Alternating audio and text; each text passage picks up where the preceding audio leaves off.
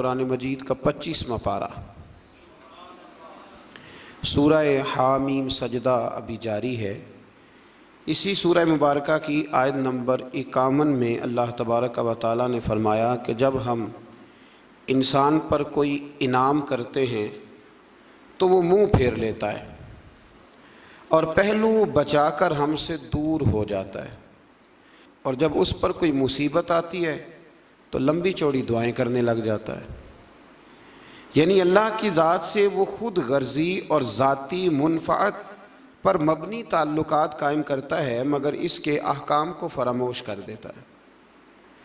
ہمارے ہاں تو یہ رواج بن گیا کہ وہ میٹرک کے طالب علم پیپر شروع ہوتے ہیں تو نمازی ہو جاتے ہیں۔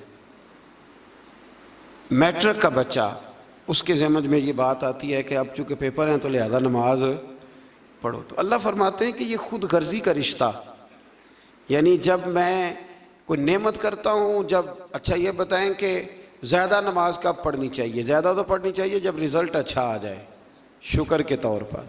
لیکن ہم کیا کرتے ہیں، اس وقت بھول جاتے ہیں۔ ایک دوست کے ہاں بیٹا پیدا ہوا تو اس نے 15 من مٹھائی بانٹی، تو اب سوال یہ ہے کہ یہ تو نے لوگوں میں بانٹ دی، اللہ کی بارگاہ میں شکرانے کے بھی 2 نفل پڑھے کہ نہیں پڑھے؟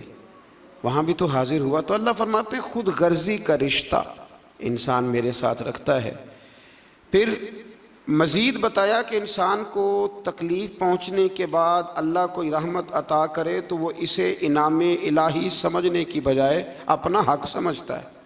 تو میں نے محنت کی تھی، مجھے ملنا ہی تھا۔ اگر اللہ کوئی چیز عطا کرتا ہے تو وہ کہتا ہے میری مشقت ہے، میرا حق ہے، معاذ اللہ، اپنا استحقاق سمجھتا ہے اور قیامت کا انکار کرنے لگتا ہے، اور یہ کہتا ہے کہ اگر قیامت آ بھی گئی تو مجھے وہاں بھی یہ سب نعمتیں حاصل ہو جائیں گی۔ اللہ تعالیٰ فرماتا ہے کہ ہم کافروں کو ان کے اعمال بد کا مزہ سخت عذاب کی شکل میں چکھائیں گے۔ اس سے آگے پھر سورہ شورا شروع ہوتی ہے۔ شورا کا معنی مشورہ، شورا کا مطلب ہوتا ہے مشاورت، یعنی قرآن مجید نے پوری ایک سورت کا نام ہی سورہ شورا رکھ دیا ہے۔ آپ کو پتہ ہے نبی پاک صحابہ سے مشورہ کرتے تھے، اور پیچھے آپ پڑھ رہے ہیں کہ کہا محبوب وشاورہم فی الامر، آپ کچھ کاموں میں نا اپنے غلاموں سے مشورہ لے لیا کریں، ان کی عزت میں اضافہ ہوگا۔ تو مشورہ کرنا چاہیے، مشورہ حضور کی سنت ہے۔ اور کئی دفعہ ایسے بھی ہوتا تھا کہ نبی پاک علیہ السلام صحابہ سے مشورہ فرماتے تھے تو حضور کی رائے بعض اوقات کچھ اور ہوتی تھی، صحابہ کی رائے اور ہوتی تھی۔ تو اگر زیادہ صحابہ کی رائے اور ہوتی تو اللہ کے نبی صحابہ کی رائے پہ عمل کرتے۔ یہ بڑی خاص بات ہے۔ حضور کا جو علم ہے نا وہ وحی کے ذریعے ہے، نبی پاک کا علم اللہ کا عطا کردہ ہے۔ حضور نے جنگ احد کے موقع پر صحابہ سے مشورہ کیا۔ حضور نے فرمایا کہ میرا تو ارادہ یہ ہے کہ اندر رہ کے جنگ لڑی جائے، باہر نہ جایا جائے۔ تو کچھ صحابہ کہنے لگے کہ نہیں حضور کافر سمجھیں گے، ڈر گئے۔ تو ہم نے بدر میں ان کو بھگا دیا تھا جب 313 تھے، تو اب تو ہم 1000 کے قریب ہیں، باہر جا کے لڑیں گے۔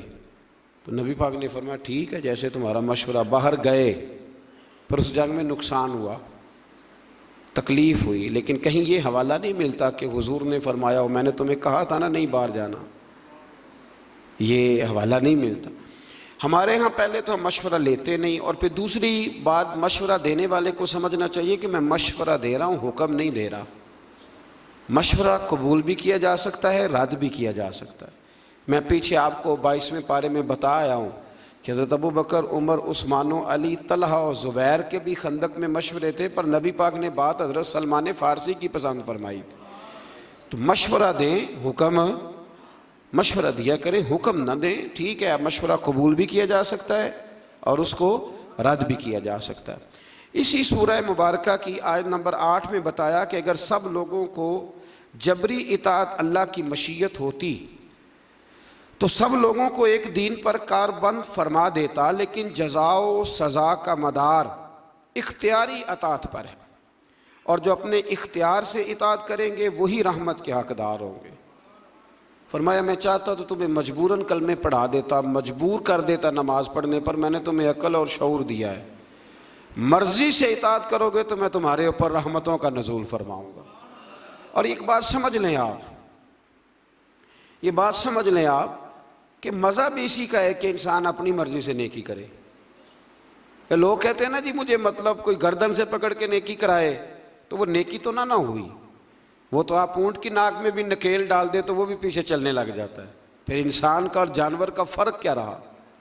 اسی طرح کچھ صاحب کہتے ہیں جی حضرت صاحب کی نظر ہو جائے تو سارے کام، بھئی حضرت صاحب نے رستہ بتانا ہے، اللہ کے رسول سے بڑی کسی کی نظر نہیں تھی، پر حضور بھی رستہ ہی بتاتے تھے۔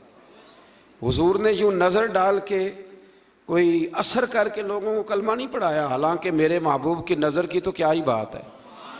ہم لوگ نظر عنایت کا معنی بھی غلط کرتے ہیں۔ نظر عنایت کا یہی معنی ہے کہ جو تجھے کچھ دے رہا ہے نا، وہ تجھے تبلیغ بھی اس طرح کی کرے کہ تیرے دل میں اتار دے، اور پھر تیرے لیے دعا بھی کرے، یا اللہ جو میں نے کہا ہے نا اس پر فضل فرما، اسی کو نظر عنایت۔ اب اگر نظر عنایت کا اب یہ ترجمہ کریں کہ مجھے رسیاں ڈال دی جائیں اور نظر اس طرح کی ہو کہ مجھے کھینچ کے مسجد میں پیر صاحب پہنچائیں، تو یہ معنی غلط ہے۔ اللہ فرماتے ہیں میں جبراً اطاعت نہیں کراتا، میں اختیار دیتا ہوں۔ کہتے ہیں نظر کرم کرے میں نمازی بن جاؤں۔ وہ خدا کے بندو، نمازی بننے کے لیے آپ کے پاس دیکھیں نا، آپ ایم اے کر لیں، پی ایچ ڈی کر لیں، ایم فل کر لیں، ایم بی بی ایس کر لیں، پر قیامت کے دن جو نماز کا سوال ہوگا اس کا تو پہلے سے پتہ ہے کہ نہیں؟ ماں باپ کو راضی رکھنا چاہیے، اس کا پہلے سے پتہ ہے کہ نہیں؟ اس کے لیے کسی شخص کا پروفیسر، لیکچرار، عالم، فاضل، انجینئر ہونا ضروری؟ تو اللہ جبراً اطاعت نہیں کراتا، عقل دیتا ہے، عقل کے مطابق چلے۔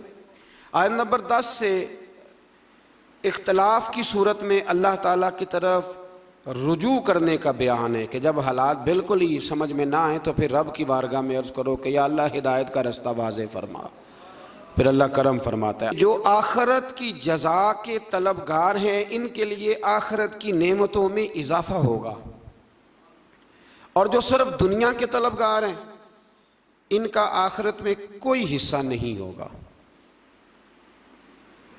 ایک بندہ سویرے دکان پہ جاتا ہے تو اس لیے سے جاتا ہے کہ میں نے کھول کے مال کمانا ہے، اس نے دنیا کمائی، اس کا آخرت میں کوئی حصہ نہیں۔ لیکن ایک بندے نے سویرے دکان کھولی کہ میں رزق حلال کماؤں گا، میں لوگوں کے سامنے ہاتھ پھیلانے سے بچوں گا، اور پھر جو کماؤں گا نا اس میں اللہ کے غریب بندوں کی مدد بھی کروں گا، تو اب اس دکان کھولنے میں آخرت کا حصہ بھی شامل ہو گیا۔ ہم نے بہت ساری نیتیں، بہت سارے ارادے صرف دنیا داری کے کیے ہوئے، دنیا داری کے۔ میں مذہبی ماحول کا آدمی ہوں تو مجھے محافل پہ جانے کا موقع ملتا ہے، بڑے بڑے شاندار بورڈ لگواتے ہیں لوگ، ان میں تصویریں لگاتے ہیں، تو محفلیں کرانے والے بھی کئی نمازی نہیں۔ میں کئی دفعہ پوچھتا ہوں کہ یار یہ اس کو کیا سمجھتے ہو، مثلاً اتنے بڑے خطیب کی تم نے تقریر کرا لی ہے اور تم نماز تک نہیں پڑھتے، تو کوئی رسم تھوڑی ہے۔ اور ایک دو سے تو میں نے اتنا پوچھ لیا کہ بتاؤ ثواب کی بھی نیت ہے کہ نہیں، کہ یا اللہ ہمیں اس کا تو ثواب، یہ بھی نیت ہے کہ نہیں؟ آپ حیران ہوں گے کہ کچھ کی صرف اتنی نیت ہوتی ہے کہ چلو بورڈ پہ فوٹو آنی چاہیے، کیونکہ الیکشن ہے، نہیں تو محفل ہی کرا لیتے، فوٹو تو آئے گی نا۔ تو اس سے ارادہ چونکہ دنیا کا کیا تو ملے گی بھی صرف، یاد رکھیں ملے گی بھی صرف۔ اب میں بڑی بات کر رہا ہوں، اگر آپ کی سمجھ میں نہ آئے تو پھر میں کھول کے بتاتا ہوں۔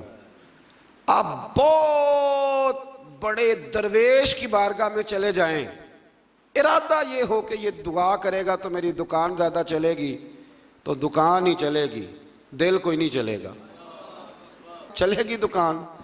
تو آپ جتنے مرضی بڑے مولوی کو بلا لیں، لیکن آپ کا ارادہ ہی کچھ اور نہیں ہے تو پھر آپ کو ملے گا کیسے؟ بڑی دفعہ پہلے میں کہہ چکا ہوں، پھر دہراتا ہوں کہ خیرات لینی ہو تو پیالہ تو سیدھا ہونا چاہیے نا، کیونکہ پیالہ ہی سیدھا نہ کرے۔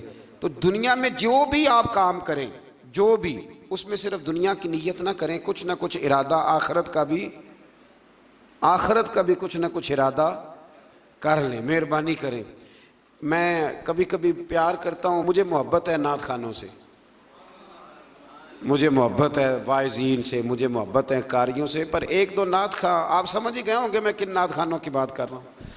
ایک دو نعت خواں سے میں نے کہا، ایک دو محفل میں کہ کوئی ایک دو محفل مفت بھی پڑھو، مرنا بھی جے، کوئی کام آخرت کے لیے بھی کر لو، دنیا سے بھی جانا ہے، مطلب ہر محفل جو ہے وہ تم نے اس کا ریٹ رکھا ہوا ہے، ایک دو فری بھی کر لو، چلو دنیا سے بھی جانا ہے۔ اور یہ کتنا ظلم ہے کہ بندہ دین کا نام بھی لے تو دنیا اکٹھی کرنے کے لیے، دین کا نام لے تو دنیا جمع کرنے کے، اس سے باہر آئیں۔ میں کہا کرتا ہوں کہ اور بڑے تماشے ہیں پیسے جمع کرنے کے اور بندے جمع کرنے کے، دین کا نام لے کے تو نہ یہ کام کرو، وہ تو اللہ نے وعدہ کیا ہے ویسے ہی اپنے فضل سے عطا فرما دیتا ہے۔ تو پھر آیت نمبر 23 میں فرمایا کہ محبوب آپ کہہ دیں قُلْ لَا أَسْأَلُكُمْ عَلَيْهِ أَجْرًا۔ یہ ذرا تھوڑی زیادہ توجہ سے سنیں۔ نبی پاک صلی اللہ علیہ وسلم کے نا بہت زیادہ اخراجات تھے، گھر میں 11 ازواج ہیں، حضور صلی اللہ تعالیٰ علیہ وسلم 9 تو ایک وقت میں رہتی تھی، اور صاحبزادیاں ہیں، خرچے ہیں، مہمان بڑے آتے ہیں۔ یہ آستانوں پہ علماء اور مشائخ کے پاس کبھی صرف آپ چائے پانی کا خرچہ ہی شمار کر لینا کتنا ہوتا ہے، اور آپ جس کو نہیں پلائیں گے وہ کہے گا کہ اخلاق ہی کوئی نہیں۔ بھئی اخلاق کے ساتھ جیب کی بھی تو ضرورت ہوتی ہے نا۔ تو صحابہ نے نا پلٹ کر دیکھا کہ نبی پاک علیہ السلام کے اخراجات زیادہ ہیں اور آمدن کوئی نہیں۔ حضور اعلان نبوت سے پہلے تجارت فرماتے تھے، اور یہ جو دین کا کام ہوتا ہے نا، یہ دین کا کام کرتے ہوئے اگر آپ کسی کو کہیں نا ساتھ کچھ اور بھی کر تو ممکن نہیں رہتا۔ اس لیے نبی پاک صلی اللہ تعالیٰ علیہ وسلم سے ہی یہ سلسلہ رہا کہ سرور کائنات علیہ الصلاۃ والسلام نے پھر کاروبار چھوڑ دیا اور حضور صرف دین کی بات کرتے۔ صحابہ نے جب یہ ملاحظہ کیا تو اب انہوں نے نا ایک دن بیٹھ کے مشورہ کیا، یار عجیب بات نہیں، جو جاتا ہے حضور کے دروازے سے خالی نہیں آتا، لیکن بظاہر آمدن کوئی نہیں۔ ایک پروگرام بنایا کہ تھوڑے تھوڑے پیسے نا ہر مہینے جمع کریں گے، ہر مہینے، اور حضور کی بارگاہ میں نذرانہ پیش کریں گے۔ سب نے پیسے جمع کیے اور ڈیوٹی لگائی حضرت عباس کی جو نبی پاک کے چچا ہے، کہ یہ حضور کی بارگاہ میں عرض کریں کہ یا رسول اللہ یہ ہم کچھ دے تو نہیں سکتے جو آپ نے تبلیغ کی ہے، پر چلو یہ تھوڑا سا نذرانہ ہے۔ حضرت عباس لے کے گئے، حضور کی بارگاہ میں پیش کیا۔ محبوب نے کیا فرمانا تھا، رب نے قرآن نازل فرما دیا۔ فرمایا محبوب قُلْ لَا أَسْأَلُكُمْ عَلَيْهِ أَجْرًا إِلَّا الْمَوَدَّةَ فِي الْقُرْبَى۔ ان سے فرما دو کہ طائف میں پتھر کھانے سے لے کر احد میں دانت شہید کرانے تک میں نے تمہارے لیے بڑی محنت کی ہے، پر میں تم سے کوئی اجر نہیں مانگتا۔ ہاں اگر کچھ دینا ہی ہے نا تو میرے قریبیوں سے پیار کرتے رہنا، میری فاطمہ سے پیار کرنا، میرے علی سے پیار کرنا، عائشہ، ختیجہ، حفصہ اور سودا سے پیار کرنا، حسن سے پیار کرنا، حسین سے پیار کرنا، ان سے پیار کرنا۔ اور پھر صحابہ نے محبت کر کے دکھائی، انہوں نے پھر اس آیت پر عمل کر کے دکھایا۔ جب صحابہ میں وظیفے بانٹ رہے تھے نا حضرت عمر کے زمانے میں، تو سب کو 25-25 ہزار دینار ملے۔ حضرت عمر کے صاحبزادے عبداللہ ابن عمر بدر میں بھی شریک تھے، احد میں بھی شریک تھے، خندق میں بھی انہیں 25 ہزار ملا۔ حسن حسین کی باری آئی تو عمر نے 50-50 ہزار دینار دیا۔ حضرت عمر کے بیٹے نے گھر جا کے اماں سے شکایت کی کہ اماں میں تو نبی پاک کے زمانے میں جہاد کرتا تھا تو حسن اور حسین تو بچے تھے، تو آج وظیفے دینے کی باری آئی ہے تو ابا نے ان کو زیادہ دیا، مجھے کم دیا، تو میری تو ضرورت نہیں، تو آپ بات کریں۔ تو اماں نے بھی بڑے طریقے سے لے کے حضرت عمر سے بات کی، کیونکہ ڈائریکٹ تو شیر کے قریب جاتا ہی کوئی نہیں نا، آپ کو پتہ ہے۔ بڑے طریقے سے نا دائیں بائیں ہو کے بڑے سلیقے سے کہا، بچہ یہ بات کہہ رہا تھا، تو حضرت عمر کہنے لگے چل پتر کے پاس چلتے۔ جا کے بیٹے کو کھڑا کر کے بتایا، کہنے لگے پتر اٹھ ذرا، کیا کہا تو نے حسن حسین کو زیادہ کیوں دیا؟ فرمایا بتا تیری نانی کا نام بھی ختیجہ ہے، بتا تیری اماں کا نام بھی فاطمہ ہے، تیرے باپ کا نام علی ہے، کیا تیرے نانا کا نام بھی محمد مصطفیٰ ہے؟ فرمایا پتر میں نے باقیوں کو خدمت دیکھ کے دیا ہے، حسن اور حسین کو نسبت دیکھ کے دیا ہے۔ دین میں محبت اہل بیت کا بڑا ہی درجہ ہے۔ میں نے رمضان کے پہلے جمعے میں کہا تھا، وہ ہمارے ہاں نا بڑی مشکل ہے، کوئی ادھر سے نکل آتی ہے آواز، کوئی ادھر سے نکل آتی ہے۔ میں نے پہلے جمعے کہا تھا تو مجھے کچھ لوگوں نے کہا کہ جناب آپ نے فکرے جانچ تول کے کہے ہیں۔ میں نے کہا کہ میری کوشش ہوتی ہے، میں تو روٹین میں بھی بات سوچ سمجھ کے کرتا ہوں، روٹین میں بھی، تو پھر بیان کرتے وقت کیسے یہ ہو سکتا ہے؟ میں نے کہا میں آج بھی کہتا ہوں کہ 5 نمازیں پابندی سے پڑھے، اور جب سے بالغ ہوا ہے تب سے پڑھے، ہر سال حج کرے، ہر سال رمضان کے روزے رکھے، صبح سے شام تک خیرات کرے، اور اگر مصطفیٰ کریم کے اہل بیت سے پیار نہیں نہ کرے گا تو بے ایمان کا بے ایمان مرے گا. ہاں یہ پکی بات ہے, کوئی گنجائش نہیں, کوئی دو رائے نہیں. اس لیے کہ رسول اللہ کے گھر والوں کی محبت ایمان ہے. او بھائی میں آپ کو کیا بتاؤں, گھر والوں کی محبت یہ ایمان ہے. میں اپنے ایک بزرگوں کو نا, چلیں بات آتی ہے تو کر دیتا ہوں, تو میں عید دینے گیا. ہوتے ہیں نا ہمارے رسم ہوتی ہے استادوں کو مشائخ کو نذرانہ, ہم نے کیا عید دینی. ابھی میں گیا ایک گھر میں, تو میں اپنے بیٹے کو ساتھ لے گیا, بڑے کو. تو مجھے وہ کہنے لگے کہ بیٹے کو کیسے لائے ہو. میں کہ حضرت صاحب انہوں دسنا ہے بھی اتنے آمدیاں رہنا ہے. تو اپنی نسلوں کو بتاتے ہیں کہ ہمارا محسن کون ہے, تو نسلوں کو بتاتے ہیں. تو یہ یاد رکھیں کہ یہ کیا بات ہوئی کہ آپ کہیں کہ جی ٹھیک ہے جی یہ بھی ٹھیک ہے تو وہ بھی ٹھیک ہے. نہیں, ٹھیک یہی ہے کہ جس کا رسول اللہ کی اولاد سے پیار ہے اس کا ایمان مضبوط ہے. یہی سبق حضرت ابوبکر صدیق نے پڑھایا ہے, یہی سیدنا فاروق اعظم کا درس ہے. ایسے ہی عثمان غنی اتنے بڑے مالدار ہو کے رسول اللہ کے اہل بیت کے گھر میں جھاڑو دیا کرتے تھے, حضور کے سین میں جھاڑو دیتے تھے عثمان غنی. یہ ہمیں صحابہ نے سکھایا ہے کہ رسول اللہ کی اہل بیت کا پیار. اور یہ جو نذرانہ ہے نا, نذرانہ, اس کو بھی لوگ بہت بڑا جرم سمجھتے ہیں, بڑا جرم. اور میں نے کل دیکھا جی آپ حضرت صاحب کو نذرانہ دے رہے تھے, تو صحابہ اگر نبی پاک کو نذرانہ دیں اور حضور قبول کر لیں تو کہتے ہیں کامل پیر وہ ہوتا ہے جو روٹی بھی نہ کھائے, کپڑے بھی نہ پہنے. سید ابو البرکات شاہ صاحب تھے لاہور میں, ان کے پاس گجرات کے یا کسی شہر کے کچھ لوگ گئے, کہنے لگے سب کوئی عالم دین دے جمعہ پڑھانا کے لیے. تو حضرت صاحب نے فرمایا کس طرح کا ہو. کہنے لگے اگر اچھا پڑھا لکھا ہو تو کیا ہی بات ہے, مسئلہ بھی بتائے تو کیا ہی بات ہے, اور اگر ممبر پہ بیٹھے سونا لگے تو پھر تو اور ہی کیا ہی بات ہے. تو حضرت صاحب اگر قرآن مجید بھی وہی سنائے نا تراویوں میں تو پھر اس پہ بھی سونے کا سواگا ہے. فرمانے لگے چلو بندوبست کر لیتے ہیں, دو گے کیا, مانا خدمت کیا کرو گے. تو کہنے لگے جی خدمت تو ہم نہیں کر سکتے, غریب لوگ ہیں. تو حضرت صاحب فرمانے لگے پھر میں تمہیں ایک عالم کا پتہ بتاتا ہوں, سونا بھی بڑا ہے, قرآن بھی بڑا اسے آتا ہے, باتیں ساری, اور کھاتا پیتا بھی کچھ نہیں. کہا وہ کون. کہنے لگے جبریل امین کو لے جاؤ, روٹی تو نہ کھائے گا, بس وہ فرشتہ ہے کھاتا پیتا, اس کو لے جاؤ. عجیب فلسفہ ہے نا جی. اور خدا کے بندو صحیح بخاری کی حدیث ہے, صحیح بخاری. نبی پاک نے حضرت عمر کو کچھ دیا تو عرض کی حضور مجھے ضرورت نہیں. تو نبی پاک نے فرمایا جو بن مانگے مل جائے نا وہ اللہ کی طرف سے ہوتا ہے, اسے رکھ لے.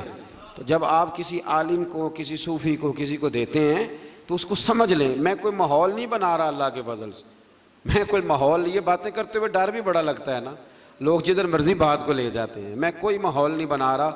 اور اللہ کے فضل سے وہ جو میرے پیر بھائی ہیں نا, یہ جو ہوتے ہیں نا مرید اور شاگرد, ان کا درجہ اولاد کا ہوتا ہے. تو بچے سے تو بندہ حکمن بھی لے سکتا ہے نا, لیکن الحمدللہ تعالیٰ میرے پیر بھائی آپ کو ایسی کوئی بات نہیں کبھی بتائیں گے, اللہ کے فضل سے نہیں بتائیں گے. اس نے یہ مزاج نہیں دیا, اس نے یہ طبیعت نہیں دی, اس نے یہ رنگ نہیں دیا, یہ ذوق نہیں ہے ہمارا, ہمیں سکھایا نہیں گیا.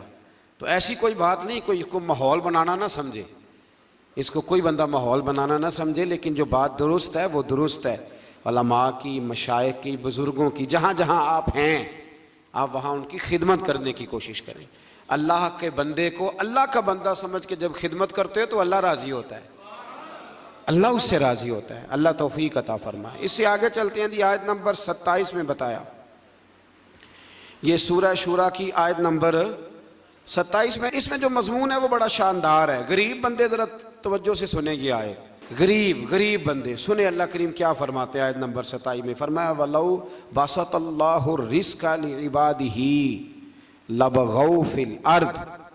فرمایا اگر اللہ کشادہ کر دیتا تمام بندوں کا رزق, سب کو زیادہ روزی دے دیتا تو زمین میں وہ سرکشی کرنے لگ جاتے.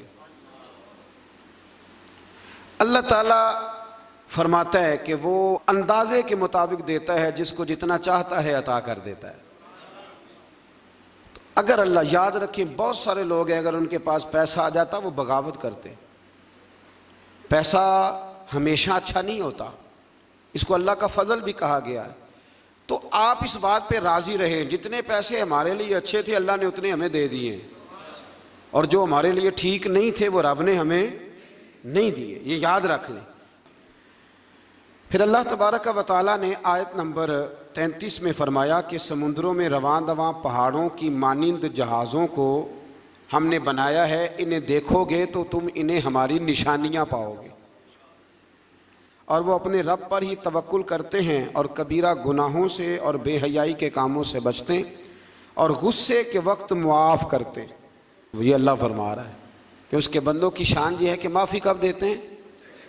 غصہ کرنے کے بعد معافی مانگنے کی بات نہیں ہو رہی، غصے کے وقت وہ معاف کرتے ہیں۔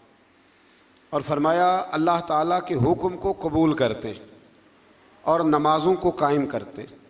مزید بتایا کہ مسلمانوں کے معاملات باہمی مشاورت سے طے ہوتے ہیں، اور برائی کا بدلہ اس جیسی برائی سے، یعنی عدل کا تقاضا ہے، لیکن جس نے اپنے قصوروار کو معاف کر دیا، اگر برائی کا بدلہ کوئی برائی سے دے گا تو یہ بھی عدل کا تقاضا ہے، بدلہ لینے کی اجازت ہے۔ کسی نے آپ کو برا کہا تو آپ نے بھی برا کہہ دیا، اجازت ہے، لیکن فرمایا اگر معاف کرو گے تو پھر تمہارا اجر اللہ کے ذمے ہے۔ حضرت ابوبکر صدیق بیٹھے تھے تو ایک شخص آپ کو برا بھلا کہہ رہا تھا، آپ خاموشی سے بیٹھے رہے، اس نے بڑا ہی کہا تو ایک جملہ حضرت ابوبکر صدیق نے بھی کہہ دیا۔ جب حضرت ابوبکر صدیق بولے تو حضور اٹھ کے چل پڑے۔ حضرت صدیق اکبر پیچھے دوڑے، یا رسول اللہ جب تک وہ بول رہا تھا آپ بیٹھے رہے، جب میں نے بات کی تو آپ چل دیے۔ تو فرمایا ابوبکر جب تک وہ بول رہا تھا نا تو اللہ نے تیرے سرہانے فرشتہ کھڑا کیا ہوا تھا جو تیری طرف سے جواب دے رہا تھا، اور جب تو خود بولا ہے نا جواب میں، جب تو خود بولا ہے تو فرشتہ اٹھ کے چلا گیا تو میں بھی آ گیا ہوں، تو یہ بہتر نہیں کہ فرشتے ہی جواب دیں، تو ہمیں کیا ضرورت پڑی ہے؟ لیکن ہم اللہ خیر کرے، او ہو ماں بدولت کو بات کر دی، یعنی مجھے ہی کہہ دیا ہے وہ، یعنی کہ میں، یہ تو بات کی بات ہے نا، کوئی گاڑی کراس کر کے دیکھے تو صحیح، پھر اس کو سزا ملتی ہے، 2-3 دفعہ اس کے آگے بریک لگائی جاتی ہے، اس کو بتایا جاتا ہے کہ ہمیں بھی گاڑی چلانی آتی ہے، تو پھر کیا ہوتا ہے؟ اس سے معاشرہ ٹھیک ہو گیا ہے اینٹ کا جواب پتھر سے دینے سے؟ اس طرح نہیں، آپ معاف کریں، بڑا حوصلہ، دل دریا سمندروں ڈونگے کون دلاں دیاں جانے۔ کچھ باتیں نا دل پہ لکھی جاتی ہیں۔ پہلی دفعہ میں نے ٹرک کے پیچھے لکھا ہوا دیکھا تھا، تو لنگ جا ساڑی خیر ہے، یہ بہت بڑا فکر ہے، یہ ہنسنے والی بات ہی، بہت ساڑی، کیا مطلب؟ ٹرک والا آہستہ چلتا ہے تو منزل پہ نہیں پہنچتے ہیں کہ نہیں؟ ایسے بھی ہیں جو کراچی سے چلتے ہیں اور پنڈی آتے ہیں، پہنچتے ہیں کہ نہیں پہنچتے؟ لیکن تو لنگ جا ساڑی خیر ہے، تو جانا تو ہم دیکھ لیں گے۔ شادیوں کے موقع پہ کھانا کھلتا ہے، اب تو میں شادیوں پہ جاتا نہیں، بینڈ باجے کی وجہ سے چھوڑ گیا ہوں، تو کبھی بزرگ حکم دیتے تھے، گھر والے تو میں جایا کرتا تھا کسی موقع پہ تو میں بیٹھا رہتا تھا۔ وہ کھانا آپ کو پتہ ہے نا، کھانا شادی پہ لوگ آخری کھانا سمجھ کے کھاتے ہیں، اور بڑے بڑے مہذب لوگ، ناراض نہ ہوئیے گا، بڑے بڑے سیانے لوگ، یعنی وہ بھی کھانا کھا رہے ہوتے ہیں، کئی دفعہ ان کے کپڑے بھی کھانا کھا رہے ہوتے ہیں، اور کوئی کان میں یہ بھی بتا دیتا ہے کہ جتنی بوٹیاں ساری ڈال لو، پتہ نہیں پلیٹ دوبارہ آئے گی کہ نہیں آئے گی۔ یہ اور بڑے بڑے وہ لوگ جو روز شام کو گوشت کھاتے ہیں، ان لوگوں کی بات کر رہا ہوں۔ تو میں کئی دفعہ بیٹھا رہتا ٹیبل پہ، تو کئی سیانے بندے ملتے، کہتے بیٹھے نہیں گل باندھی، ہاں مولوی صاحب بیٹھے نہیں گل باندھی۔ تو میرا دل کرتا انہیں بتانے کو، جب میرے سامنے لوگ 4 قسم کے کھانے لا کے رکھتے تو میں کہتا نہیں، بات بن جاتی ہے، اور بیٹھے رہنے سے، صبر کرنے سے ہی بات بنتی۔ وہ جو کوشش ہے وہ اور چیز ہے، اور یہ کوشش نہیں، یہ معاملہ، اور آپ تھوڑا سا انتظار کریں۔ میرے ابا جی ایک بات کہا کرتے تھے، کہتے تھے بیٹے جب میں کسی کی بیٹی کی شادی میں جاتا ہوں تو میری کوشش ہوتی ہے میں کھانا نہ کھاؤں، دیکھ لوں لوگ روٹی کھا لینا تو پھر، اور بڑی بات مجھے نقش رہ جاتی ہے اپنے بزرگوں کی، وہ فرمایا کرتے تھے کہ بیٹی کی شادی میں ایک پلیٹ کم پڑ جائے نا تو بچی جب تک زندہ رہتی ہے اسے تانے ملتے ہیں، لوگ معافی نہیں نہ دیتے۔ تو فرمایا کرتے تھے کہ کوشش کرو کسی کی بیٹی کی شادی میں جاؤ تو کھانا نہ، کوشش کرو اینڈ پہ کھاؤ، بارات والے چلے جائیں، فارغ ہو جائیں، پھر کھانا کھاؤ۔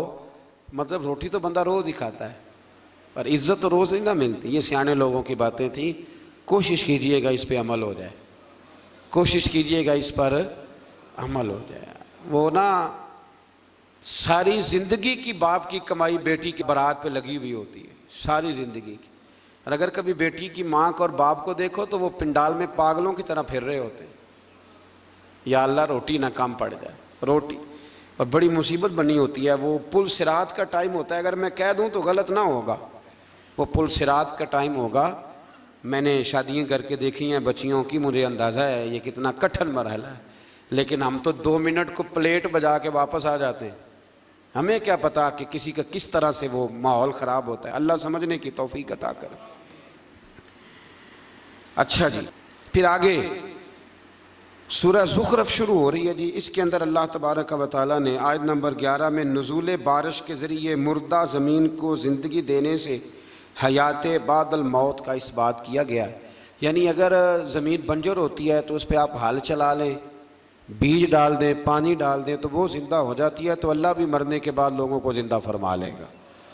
پھر آیت نمبر 12 سے 14 میں تمام چیزوں کے جوڑے بنانے، کشتیوں اور چوپایوں پر سوار ہونے اور سواری کے وقت یہ دعا پڑھنے کا بیان ہے، سبحان الذی سخر لنا ھذا وما کنا لہ مقرنین وانا الی ربنا لمنقلبون۔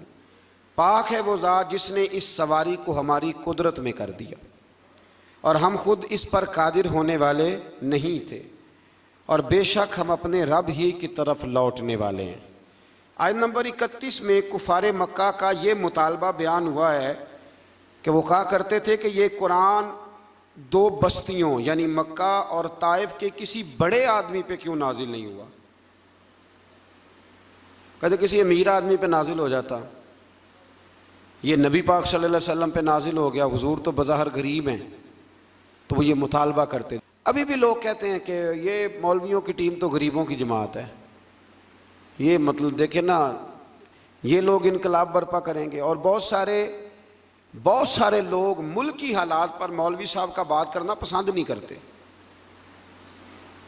یعنی وہ سمجھتے ہیں کہ یہ قومی سطح کی بات ہے تو مسجد کا مولوی بات کرے، حالانکہ قرآن و سنت میں جو اللہ نے نظام مصطفیٰ صلی اللہ علیہ وسلم کے طور طریقے بتلائے ہیں وہ سب سے بہترین تدبیر ہے، اور تدبیر کا ترجمہ سیاست ہے۔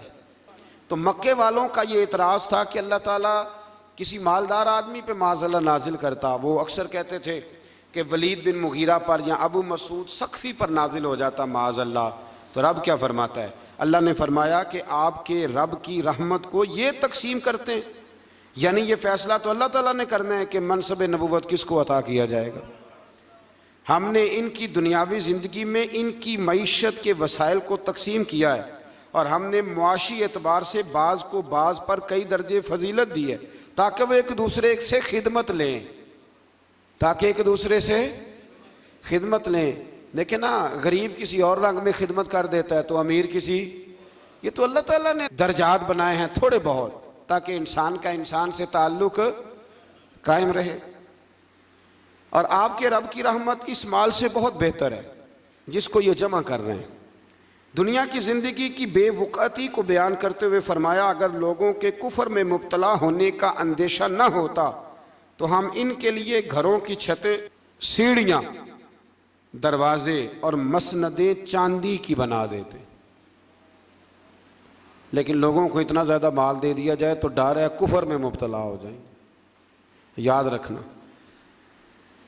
سونے کی بھی بنا دیتے، یہ سب دنیا کا سامان زیست ہے، اور آپ کے رب کے پاس آخرت کی نعمتیں صرف متقین کے لیے۔ مزید فرمایا جو رحمان کی یاد سے غافل ہو کر اندھا ہو جاتا ہے اس پر ہم شیطان مسلط کر دیتے ہیں تو وہی اس کا ساتھی ہوتا ہے۔ جب آپ اللہ کی یاد سے نکل آتے ہیں تو پھر شیطان کے قبضے میں آ جاتے ہیں، پھر وہ جیسے چاہتا ہے۔ لوگ کہتے ہیں جی بات ٹھیک ہے مجھے نہیں سمجھ آتی، تو حالانکہ انہیں سزا ملی ہوئی ہوتی ہے، اس لیے کسی بات کی انہیں سمجھ ہے۔ آیت نمبر 67 سے بتایا کہ دنیا میں جو منکرین کی ایک دوسرے کی دوستی کا دم بھرتے ہیں نا، یہ منکرین قیامت ایک دوسرے کی دوستی کا، وہ ایک دوسرے کے دشمن بن جائیں گے۔ قیامت کے دن ایک دوسرے کے دشمن بن جائیں گے، یعنی ایک دوسرے کے خلاف سلطانی گواہ بنیں گے۔ وہ کہے گا اس نے مجھے گمراہ کیا، اور یہ کہے گا۔ لیکن جو متقی ہوں گے، الاخلاء یومئذ بعضهم لبعض عدو الا المتقین، اللہ اس آیت مبارکہ میں فرماتا ہے وہ دشمنی کریں گے، گہرے دوست قیامت میں دشمن بن جائیں گے، لیکن جو متقی ہوں گے نا ان کی دوستیاں قیامت کے دن بھی قائم رہیں گی۔ جن لوگوں کے ساتھ آپ کا دینی رشتہ ہے نا، دینی، وہ قیامت میں بھی قائم رہے گا۔ اور مزہ آتا ہے کچھ باتیں جب ایسی ہم دیکھتے ہیں، نبی پاک نے نا سیدھے ہاتھ میں حضرت ابو بکر کا ہاتھ پکڑا اور دوسرے ہاتھ میں حضرت عمر کا، تو نبی پاک صلی اللہ علیہ وسلم مسجد نبی کے سین میں آئے تو ایک صحابی کہنے لگا سبحان اللہ، کیا بات ہے؟ تو حضور نے فرمایا خوش ہوئے ہو؟ عرض کی یا رسول اللہ ہاں۔ فرمایا میں جب قیامت میں جنت میں جاؤں گا تب بھی اسی طرح ہی جاؤں گا۔ تو یہ دوستیاں قیامت میں بھی قائم ہیں۔ جس کی داتا صاحب سے دوستی ہے، جس کی خواجہ اجمیر سے دوستی ہے، جس کی بابا فرید سے دوستی ہے، جس کی حضرت نظام الدین سے دوستی ہے، اور جس کی غوث پاک جیلانی سے دوستی ہے، وہ قیامت میں بھی قائم رہے گی۔ وہ یہ دوستیاں قیامت میں بھی قائم ہیں۔ بس ایک حدیث اور نہ سناؤں آپ کو؟ نبی کریم صلی اللہ تعالی علیہ وسلم کی متعدد روایات ہیں، پر ایک روایت بڑی عجیب ملتی ہے۔ قیامت کے دن نا، قیامت کے دن حضور نے فرمایا ایک بندہ جنت میں جا رہا ہوگا، ایک نیک بندہ، ایک عالم، تو ایک بندہ آگے سے دوڑ کے آ جائے گا، السلام علیکم۔ یہ مشکات کی حدیث اور بڑی مضبوط روایت عرض کر رہا ہوں۔ بزرگ کہیں گے وعلیکم السلام، حضرت صاحب پہچانتے ہو؟ اب اس بندے کے لیے حکم دوزخ کا تھا، پہنچ گیا یہ جنتی کے پاس۔ بھلا کیسے پہنچا ہے؟ مجھے لگتا ہے اللہ نے خود ہی پہنچایا ہے۔ بھئی سڑک علیحدہ علیحدہ ہے جنت اور جہنم کی، لیکن یہ جنتی کے پاس کیسے پہنچ گیا؟ بتائیں نا، میری طلب بھی تو تیرے کرم کا صدقہ ہے۔ یہ پاؤں اٹھتے نہیں بلکہ یہ اٹھائے۔ تو ملاقات کرا دی، اس کو کہا حضرت صاحب پہچانتے ہو؟ کہا بیٹا نہیں۔ ہاں، یہ مسئلہ بھی بڑا ضروری ہے۔ ضروری نہیں کہ کسی پیر کے زیادہ مرید ہیں تو وہ سب کو پہچانے ہی، نسبت ہونا ضروری ہے، تعلق ہونا۔ وہ بزرگ کہیں گے نہیں میں نہیں پہچانتا، کہیں گے آپ ایک دفعہ آئے تھے تو میں نے وضو کرایا تھا، اور ایک روایت کے لفظ میں نے پانی پلایا تھا۔ او مالک تو کتنا کریم ہے، اور بزرگوں کی نسبت کتنی شاندار ہے۔ وہ عالم واپس پلٹ جائیں گے، عرض کریں گے یا اللہ مہربانی فرما، اس نے پانی پلایا تھا، اللہ وضو کرایا تھا، میری اجرت میری محنت سے زیادہ کیوں ہے؟ میرے محسن تیرے احسان سے ڈر لگتا ہے۔ کہا وہ اللہ کی بارگاہ میں عرض کریں گے مالک مہربانی فرما، تو فرمایا فقط ایک اللہ والے کو پانی پلانے یا وضو کرانے کی برکت سے اللہ اس گناہگار کو بھی جنت عطا فرما دے گا، اللہ جنت دے دے گا اس کو بھی۔ تو سمجھ لیں کہ متقین کی دوستیاں قیامت میں بھی، دوستیاں تو لوگوں کی ہوتی ہیں نا، آپ کو پتہ ہے نا، اب تو فلیکس سستی ہو گئی ہے، سارے ایم این اے کے ساتھ فوٹو لگوا سکتے ہیں۔ دوستیاں تو ہوتی ہیں نا، اور سیلفی بھی عام ہو گئی ہے، کھینچ کھینچ کے جناب سیلفیاں لوگوں نے لگائی ہوئی ہیں، فلانے وزیر کے ساتھ تو فلانے مشیر کے ساتھ تو فلانے کے ساتھ۔ دوستی وہی اچھی ہے جو داتا صاحب کے ساتھ ہے، بڑی پکی، بڑی شاندار، بڑی زبردست۔ داتا صاحب جایا کریں۔ داتا صاحب غوث اعظم سے پہلے کے بزرگ ہیں، غوث پاک سے پہلے کے بزرگ ہیں، اور خواجہ اجمیر خاندان چشت دنیا میں پھیلا ہے، پر خواجہ اجمیر کہا کرتے تھے کہ میں نے یہاں سے بڑا کچھ پایا ہے، گنج بخش فیض عالم، مظہر نور خدا، ناکسارا پیر کامل، اور کامل آرا، اور یہ تو خزانہ ہے۔ اور کوئی ناقص ہو تو یہ ان کا پیر ہے، تو کوئی کامل بھی ہو تو یہ ان کو بھی رہنمائی کرتے۔ وقت نکال کے جایا کریں، ہمارے اصل میں قریب ہے نا، اس لیے ذرا مشکل ہے، قریب والی چیز کو ماننا بڑا مشکل ہوتا ہے۔ مثال دی تھی نا تھوڑے دن پہلے کہ چراغ کے بالکل نیچے میرے سنگی جانتے ہیں میں ٹائم نکال کے داتا صاحب جاتا ہوں اللہ کے فضل سے، اللہ کے فضل سے۔ کئی دفعہ داتا صاحب جاتا ہوں تو پہچاننے والے مل جاتے ہیں، کہتے ہیں کوئی پروگرام سی؟ میں نے کہا ہاں داتا صاحب حاضری کا پروگرام تھا۔ ضروری ہے کہ پروگرام پہ ہی آئے آپ، تو اس لیے جایا کریں، لیکن ادب کے ساتھ جائیں۔ وہ قبر کو چومنا یا جو ہے وہ معاذ اللہ تعالیٰ زیادہ جھکنا یا کوئی ایسی حرکت نہیں۔ چار ہاتھ دور کھڑے رہیں، قرآن پاک پڑھیں، ان کی روح کو اصال ثواب کریں، اور وسیلے سے دعا مانگیں، وہ بھی اللہ سے مانگیں وسیلے۔ سمجھ آ رہی ہے؟ اور داتا صاحب کے تو سامنے جا کے بڑا بندہ کھڑا ہو جائے تو اللہ فیض سے مالا مال کر دیتا ہے۔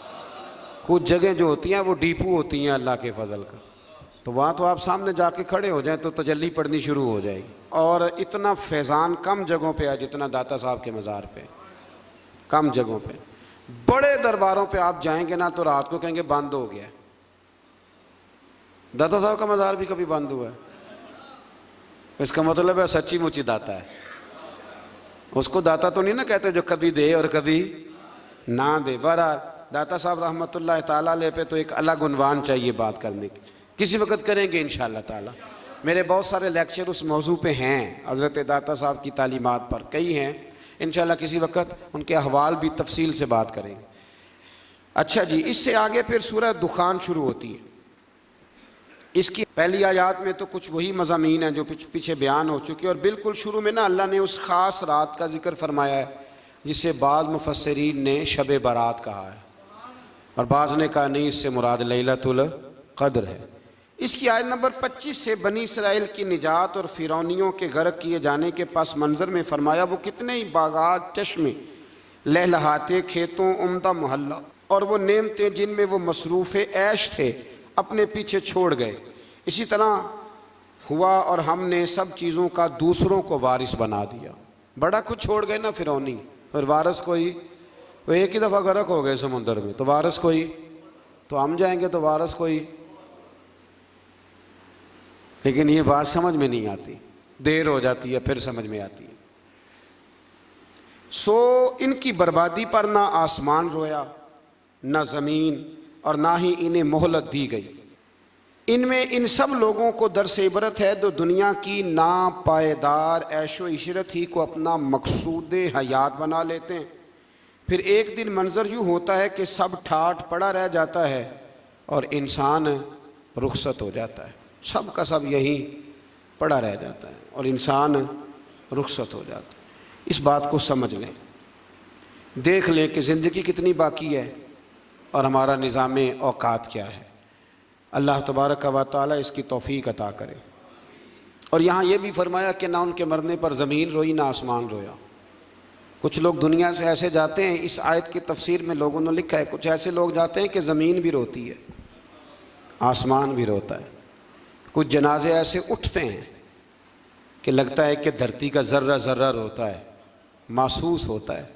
ہاں، وہ بعض اوقات نہیں لوگوں کو سمجھ ہوتی، بے قدرہ کچھ قدر نہ جاتی، کیتی خوب تسلی ہو، دنیا دار پجاری زردے، کتیاں دے گل ٹلی ہو، بک بک روسن اکھیاں تکیو، ویکھ حویلی کلی ہو، تے کوچ نصیر اساں جدوں کیتی پہ جانی تھر تھلی ہو۔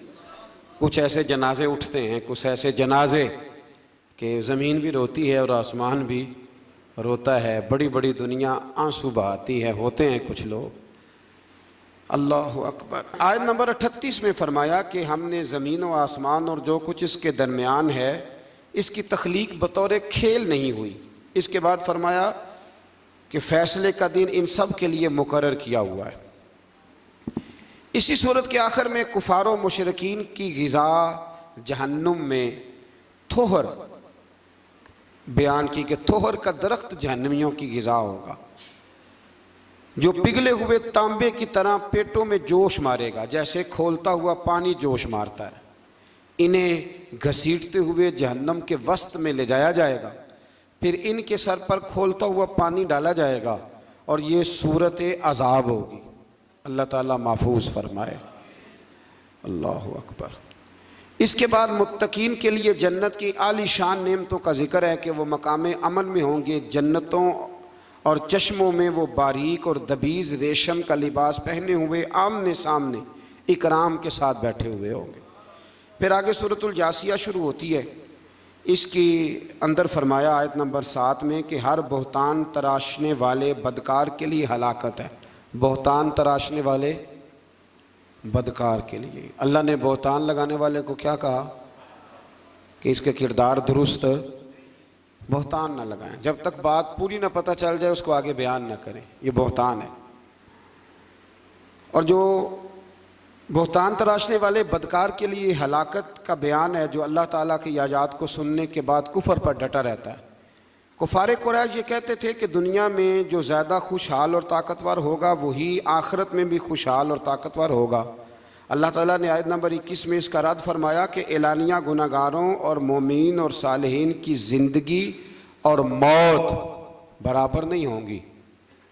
نہ ان کی زندگی ایک جیسی ہوتی ہے تو نہ ان کی موت ایک جیسی ہوگی. جب زندگی اور موت ایک جیسی نہیں تو قبر حشر کیسے ایک جیسا ہوگا؟ پھر آیت نمبر 23 میں فرمایا کہ پس کیا آپ نے اس شخص کو دیکھا جس نے اپنی خواہشات کو ہی اپنا خدا بنا لیا؟ اس نے اپنی خواہشات کو ہی اپنا معبود بنا لیا. جو دل میں آتا ہے، نفس میں آتا ہے، اس کے پیچھے چل پڑتا ہے. خواہشات کو ہی اس نے خدا بنا لیا. اور اللہ نے اس کو علم کے باوجود گمراہ کر دیا، اور اس کے کان اور اس کے دل پر مہر لگا دی ہے، اس کی آنکھوں پہ پردہ ڈال دیا ہے. پس اللہ کے بعد اس کو کون ہے جو ہدایت دے سکتا ہے؟ تو کیا تم نصیحت قبول نہیں کرتے؟ یعنی ایک طرف اللہ اور اس کے رسول صلی اللہ علیہ وسلم کا حکم ہے، اور دوسری جانب بندے کے اپنے نفس کے مطالبات اور خواہشات، اور اللہ اور اس کے رسول کے حکم کو نظر انداز کر کے اگر اپنے نفس کی خواہشات کی پیروی کرے گا تو خواہ وہ کلمہ پڑھے لیکن عملاً اس نے اپنے نفس کو اپنا معبود بنا لیا ہے. اپنی خواہشات کا جائزہ لیں. جو خواہشات تو اللہ اور اس کے رسول صلی اللہ تعالیٰ علیہ وسلم کے حکم کے تابع ہو اس خواہش کو ضرور پورا کریں، اور جو اللہ اور اس کے رسول کے حکم کے مخالف ہو اس خواہش کو چھوڑ دیں. اور یہ ذہن بنا لے کہ اگر یہاں کچھ خواہشیں چھوڑ دیں گے تو اللہ قیامت میں بڑا کچھ عطا فرمائے گا. کچھ خواہشات سے نکل آئیں، اللہ سمجھنے کی توفیق دے. ایک مسئلہ کسی دوست نے پوچھا ہے، پہلے بھی میں نے ایک دو دفعہ ڈھکے چھپے لفظوں میں کچھ باتیں آپ کی خدمت میں عرض کی ہیں، پھر ایک دفعہ عرض کرتا ہوں. کسی نے پوچھا ہے کہ بہن کو زکوٰۃ لگ جاتی ہے؟ بہن کو زکوٰۃ لگ جاتی ہے، لیکن اگر وہ اپنے گھر میں رہتی ہو اور غریب ہو اس کو زکوٰۃ لگ جاتی ہے. زکوٰۃ بیٹی کو نہیں لگتی چاہے وہ اپنے گھر میں رہتی ہو، اس کا ویسے باپ پہ حق ہے. پوتی کو زکوٰۃ نہیں لگتی اس لیے کہ دادا اس کی نسل کا وارث ہے. بہن کو زکوٰۃ، لیکن ایک مسئلہ ہے، بہن کو یا بھائی کو یا کسی اور کو زکوٰۃ دیں تو بتانے کی ضرورت نہیں کہ یہ زکوٰۃ ہے. پتہ ہے نا، پھر کئی دفعہ بھابیاں اور نندیں ایک دوسرے سے مقابلہ کرتی ہیں تو نیچا دکھانے کی بھی کوشش کریں. صدر الشریعہ رحمۃ اللہ نے مسئلہ لکھا ہے بہار شریعت میں کہ آپ کہہ دیں کہ یہ میری طرف سے بچوں کی عیدی ہے، بتانے کی ضرورت نہیں. کچھ لوگ کہتے ہیں جی مطلب انہوں نے چھپا کے نہ رکھے ہوں، تو میں نے کہا ایسا کوئی بھی نہیں کہ جو بہن بھائیوں سے چھپا کے رکھے اور اتنا کمزور ہو جائے کہ روٹی بھی نہ کھائے. اتنا تو بیوقوف کوئی بھی نہیں. اور اگر اس نے چھپا کے رکھے ہیں تو وہ جانے اور رب جانے. آپ کی زکوٰۃ ہو گئی، ظاہری حال پر فتویٰ ہوتا ہے. لیکن چھوٹی بہن بیٹی کی طرح ہوتی ہے اور بڑی، تو جو بھائی اتنا قابل ہے وہ زکوٰۃ دے سکتا ہے تو مہربانی کرے نا، جس 1.25 کروڑ کی اس نے زکوٰۃ دینی ہے اس میں سے 10 لاکھ ویسے بہن کو دے دے تاکہ وہ بیچاری کوئی کاروبار کرا لے. جو مسئلہ ہے وہ میں نے عرض کر دیا ہے، جو مسئلہ ہے وہ میں نے بیان، لیکن بہن کو زکوٰۃ دینی ہے. یعنی وہ بہن جو تیری اور تیری ماں اکٹھی، جن کو ایک گھٹنے پہ تو ہوتا تھا دوسرے پہ بہن ہوتی تھی، اس کو اب زکوٰۃ دے گا تو. بھائی کو بھی لگ جاتی ہے پر تیرا ماں جایا نہیں، تیرے باپ کی اولاد نہیں. کیا بات کرتے ہو؟ سب میں نے جو مسئلہ تھا وہ میں نے بیان کر دیا. لگ جاتی ہے لیکن یہ ظلم نہیں کہ بھائی زکوٰۃ لے رہا ہے اور تو دے رہا ہے. یعنی وہ لے رہا ہے کہ اتنا کمزور ہے کہ لینے لگ گیا، اور تو اتنا مالدار ہے تبھی تو دے رہا ہے نا. تو اس لیے مہربانی کریں، کچھ رشتوں کا ویسے ہی لحاظ کریں، کچھ کا ویسے ہی پاس کریں. عید آئی ہے، تھوڑی تھوڑی توجہ کریں ابھی سے، کوئی عرض نہیں. میں نے شروع میں بھی کہا تھا رمضان شروع ہوتے ہی کہ ایک جوڑا نا اس دفعہ کم پہن لیں، اور جن بہن بھائی کپڑے کم لیتے ہیں نا مہربانی کریں ان کو دے آئیں. آپ کی مہربانی، ایک جوڑا کم لے لیں، کوئی فرق نہیں پڑتا. جوتے 3 نہ خریدیں، ایک خرید لیں، اور چلیں 5000 والا جوتا نہ لیں، اس دفعہ 1500 والا پہن لیں. لیکن تھوڑی تھوڑی نا اتنی بچت کریں. قطرے قطرے سے دریا بھر جاتا ہے. جتنا امیروں کے میک اپ پہ خرچ ہوتا ہے نا اس سے غریبوں کی پوری جھونپڑی بن جاتی ہے.